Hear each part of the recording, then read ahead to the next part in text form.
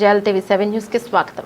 తెలంగాణ రాష్ట్ర కురుమల ముఖ్య ఆకాంక్ష కురుమ కార్పొరేషన్ ఏర్పాటైతే కురుమల మరింత అభివృద్ధి పదంలో ముందుకు వెళ్తారు. కార్పొరేషన్ ద్వారా గొర్రెల కాపర్లు, వ్యవసాయ వ్యాపారులు తదితర జీవనోపాధికి అవసరమయ్యే కురుమలు లబ్ధి పొందుతారు. ఈ భాగంలో తెలంగాణ రాష్ట్ర కురుమ సంఘం అధ్యక్షులు కురుమరత్న, మాజీ ఎమ్మెల్సీ ఎగ్గే మల్లేశం, కురుమ ఆలేరు ఎమ్మెల్యే ప్రభుత్వ పీర్ల ఐలయ్య కురుమ కార్పొరేషన్ కోసం చేస్తున్న కృషి అమోఘం. ఈ మేరకు రాష్ట్ర ముఖ్యమంత్రి యనమల రేవంత్ రెడ్డి గారితో శుక్రవారం నాడు ఉదయం సీఎం నివాసంలో ఎమ్మెల్యే ప్రభుత్వ విప్ బీర్ల ఐలయ్య, కురుమ మాజీ ఎమ్మెల్సీ ఎగ్గే మల్లేశం కురుమ మర్యాదపూర్వకంగా కలిసి కురుమల అభ్యున్నతికి, అందులో కురుమ కార్పొరేషన్ విషయంలో కీలక చర్చలు జరిపారు. అందులో ముఖ్యమంత్రి రేవంత్ రెడ్డి విషయంలో సానుకూలంగా స్పందించి ఆగస్టు 15వ తేదీ లోపల కురుమ కార్పొరేషన్ ఏర్పాటుకు హామీ ఇచ్చారు. అధ్యక్షులు ఎగ్గే మల్లేశం కురుమ తెలిపారు. సీఎం రేవంత్ రెడ్డి హామీ ఇవ్వడంతో తెలంగాణ రాష్ట్ర కురుమ సామాజిక వర్గానికి వారందరూ ఆనందాన్ని వ్యక్తం చేస్తున్నారు. ఇదిలా ఉండగా తెలంగాణ రాష్ట్ర కురుమ సంఘం విద్యార్థులు హాస్టల్ చైర్మన్ కొలువుల నరసింహ, కురుమ సభ్యులు చిగుమల్ల రాఘవేందర్, ఎలియాస్, రఘు, నేతలు కట్ట మల్లేశం, కురుమరెక్కల కొండలరాజు, కురుమ చిట్టం శైలేందర్, కురుమ తెలంగాణ రాష్ట్ర కురుమ మహిళా సంఘం అధ్యక్షురాలు శ్రీమతి తమగొండ బాలామణి, జంట నగరాల మహిళా సంఘం అధ్యక్షురాలు శ్రీమతి మిరియాల విజయలలిత, ప్రధాన కార్యదర్శి శ్రీమతి ఈరపురం శ్యామల తదితరులు సంతోషాన్ని వ్యక్తం చేశారు.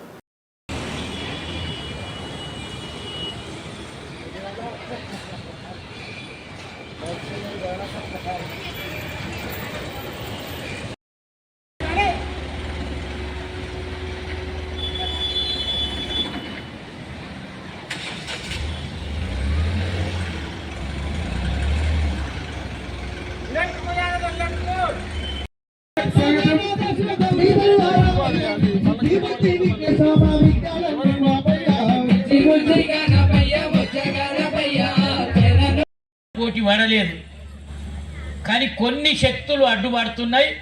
ఆ శక్తులకు ఎట్లా అడ్డుకట్ట వేయాలి నాకు మంచిగా తెలుసు. వేస్తా. మళ్ళీ వాళ్ళు కోలుకొని దెబ్బ కొడతాము.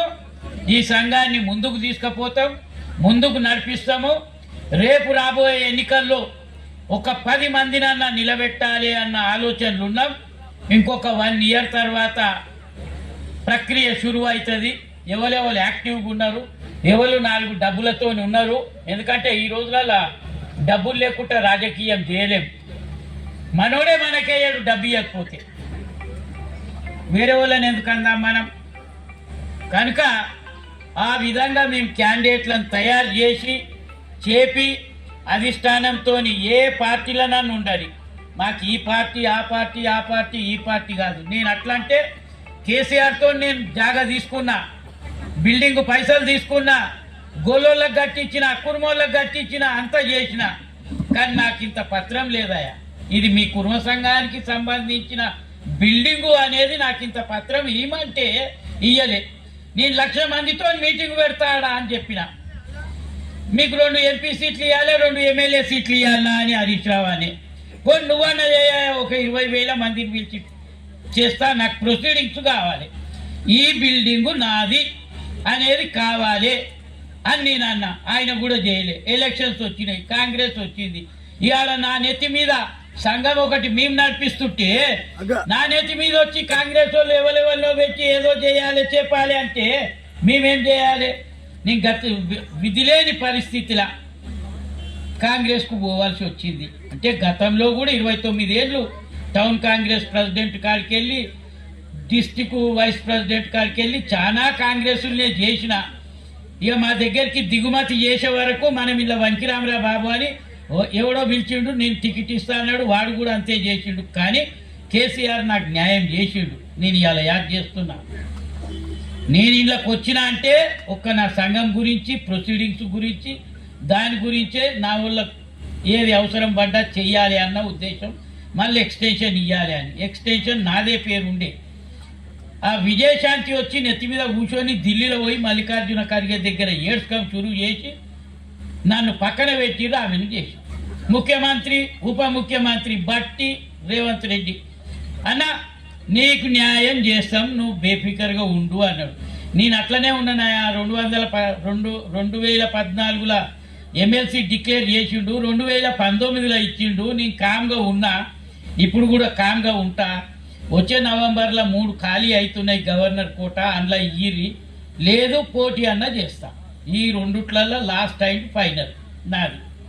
ఏ సంగమా కాల్ చేయి ఆడినన్ని రోజులు ఎవడు ఏమన్నా నేను పట్టించుకోను. నా కులానికి మేలు జరిగేదే చేస్తా నేను తప్ప ఎన్నో పైసలు ఖర్చు పెట్టుకున్నా ఆ రోజులలో.